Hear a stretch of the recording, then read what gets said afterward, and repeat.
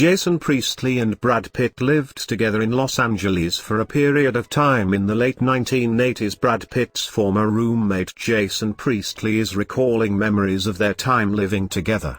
Priestley, 54, appeared on Live with Kelly and Mark Tuesday to discuss his television series Wild Cards. During the appearance, the 90,210 alum recalled that he and Pitt lived together for a brief period of time in an arrangement he described as three people living in a two-bedroom apartment in a really crappy part of LA.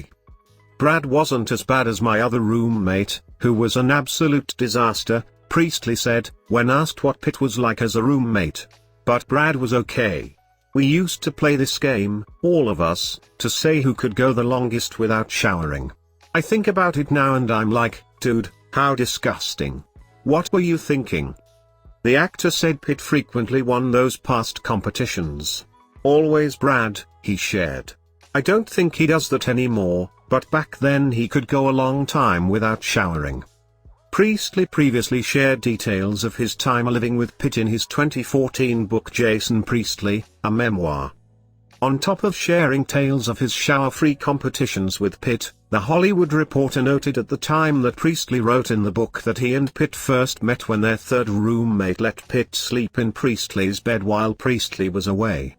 We lived on ramen noodles and generic beer, the kind that came in white cans labeled beer, and Marlboro Light cigarettes, Priestley wrote in his memoir, Petit HR.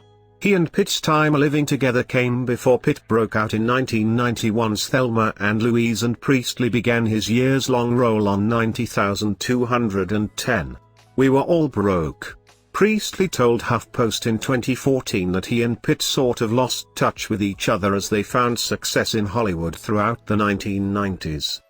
During a 2019 appearance on The Rachel Ray Show, Priestley shared an amusing story from Christmas 1989, when he said Pitt gifted him and several friends Bibles engraved with their names on it for the holiday.